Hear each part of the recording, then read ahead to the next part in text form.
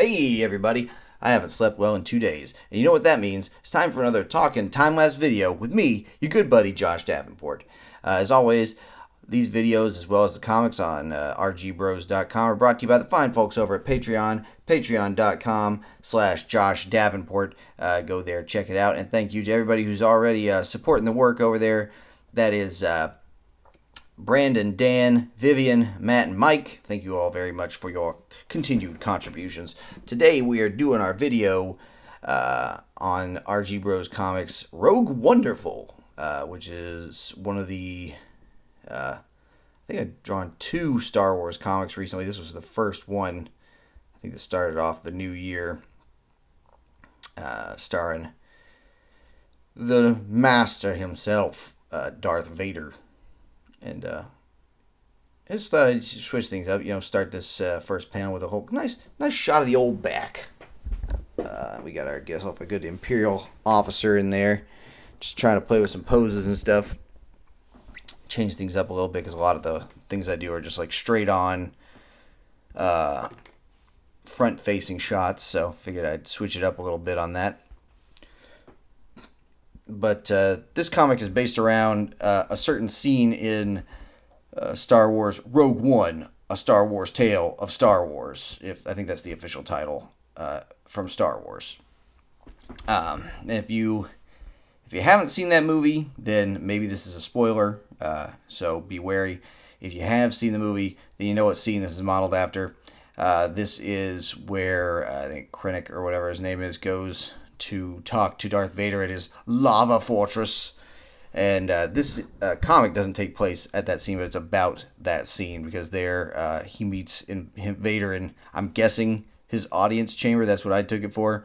But again, you get some really weird, even a little weird for Star Wars architecture going on. Like Vader comes through this door that looks like a hangar bay door, but it seems to open up onto a tiny little catwalk. So it's like a giant opening where I think it's hard to tell from the scene, but maybe like the ramp wedges inward towards this disc in the middle of the room. And again, like most things in Star Wars, no handrails to be found anywhere. OSHA standards are thrown firmly out the window.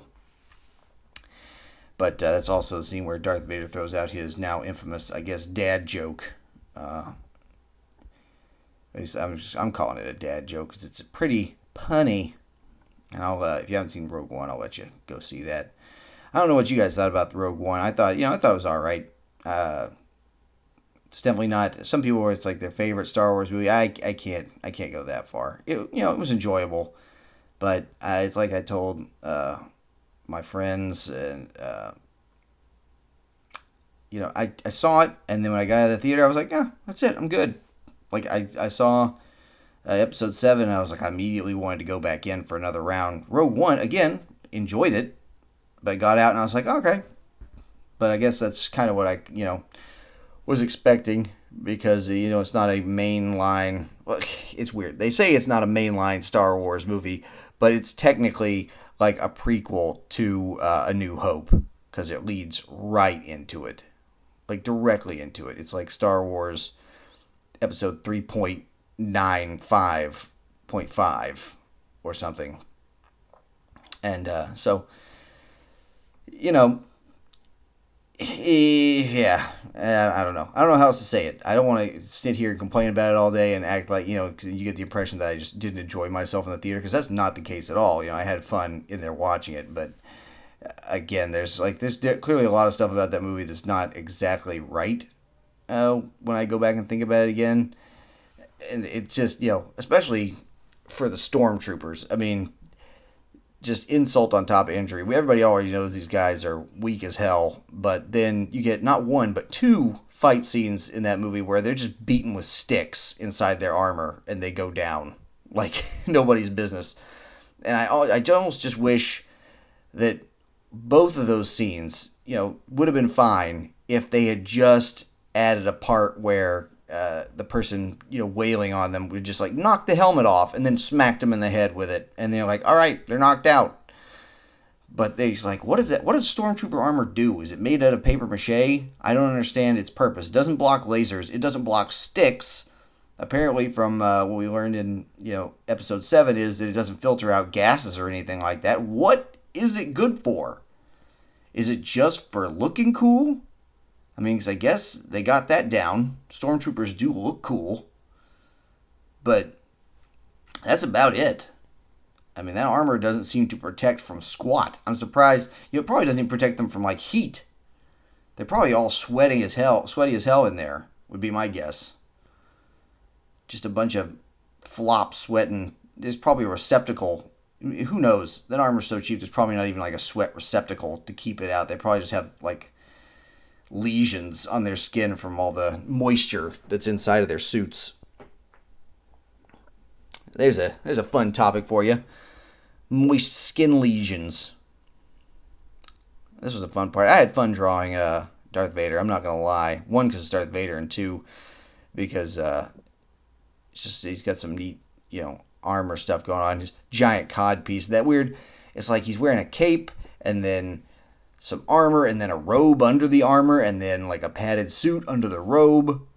It's just like a bunch of fun stuff going on all at once. I like to get a little glimmer in the eyes there. I felt that did two things. One, show a little light play in the eye holes for Vader, and then also you can kind of make it look like little pupils looking at stuff, which is fun. Some fun little pupils we're just going to add in there. So nice.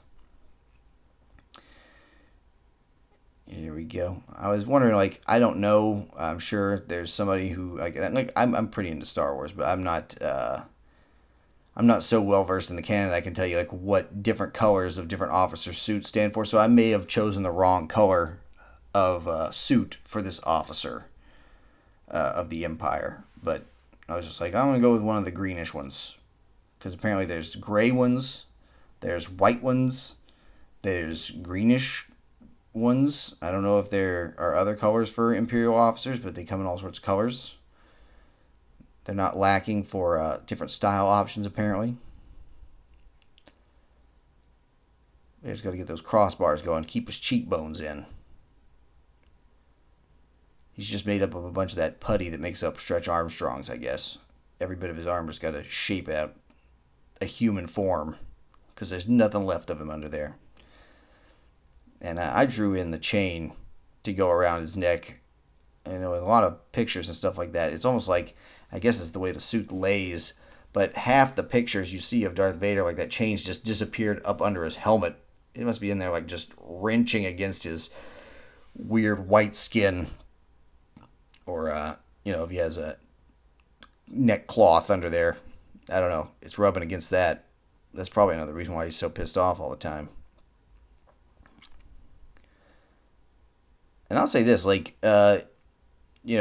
issues with or no issues with Rogue One aside, I kind of like the little red lenses on Darth Vader's helmet. They're a lot more red than they were in any Star Wars movie, even the first one. 'Cause I went back and watched New Hope again just recently. But I thought it's kind of neat.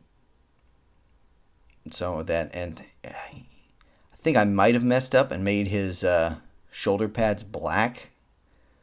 But it was strange. I was looking at reference pictures, and some it was like silver at the edge, some was black. It's probably, metal. I don't know if I got that right. But you do your best. Those little Jolly Rancher gum chiclet medals that those guys all have. They got them for best sucking up to a higher ranking officer.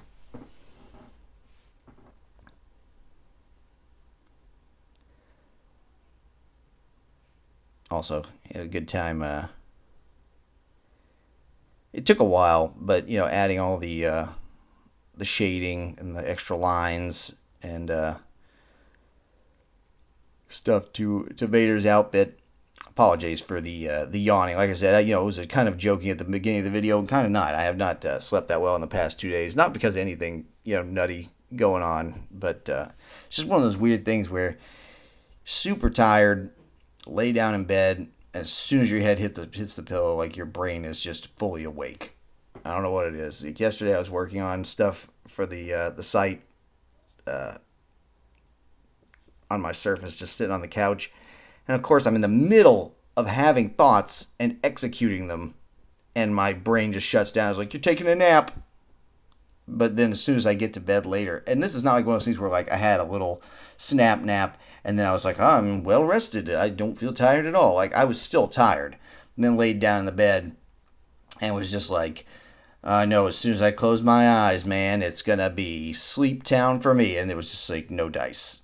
No dice. Laid down, put my head on the pillow, and then just laid there for forever. And finally, every once in a while, I get like that, and I'm like, at a certain point, continuing to try and fall asleep almost seems like just a fool's errand. So I woke up for a few minutes and played some, what is it? Not Pokemon Puzzle League, but one of those little Pokemon games you can get on the 3DS right now. It's like Pokemon Match or whatever the heck that one's called. I've played enough of it. I should remember the name of it, but I don't. The one I do remember the name of is Pokemon Picross. I play a decent amount of that, but that was not the game that I played because I had already done my daily wages on that, and it's one of those. That game is one of those freemium things. So unless I wanted to go in and pay like $2 for more time or whatever, I wasn't gonna be able to play anymore, and I'm not down for that. Like, look, if they had released Pokemon Picross as like a full game, chances are I probably would have bought it at some point. But they did the whole microtransactions thing where they're like, buy more time, buy more pencils and crystals to get different Pokemons. I was like, hey, you know what? I'll wait. I'll play for an hour a day or something, and I'll be all right. And it's worked out 90% of the time for me. If there's one thing I got patience for, it's beating freemium stuff without paying for any of it, which admittedly is not the best for the creators of those things, and I understand that because I work with apps and things like that and creating them in my day job, and I understand that the freemium model or pay to play model is the way they're trying to make their money, but I just have never been a fan of that. And so it's one of those things, like, if you're looking for me specifically as an audience, makers of apps and things, just put it out and put a price on it. And if it looks cool or whatever, I'll probably try to get it. But if there's the thing, that's like you can play for a good portion of the day without ever paying for anything, I'll be like, oh, I'll try it now. I might even play a lot of it, but I'll probably never pay for any of it. The only time I ever paid for stuff like that is, like, say, Rocket League. That was a good model because, like, they release a game.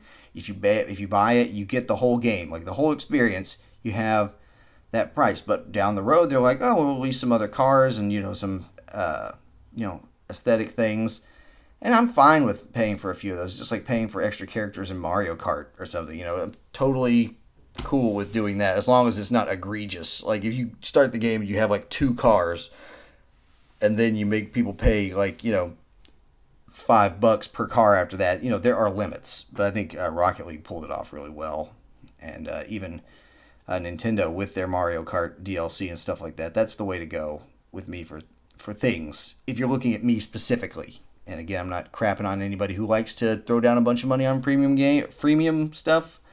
If that's your bag, go right ahead.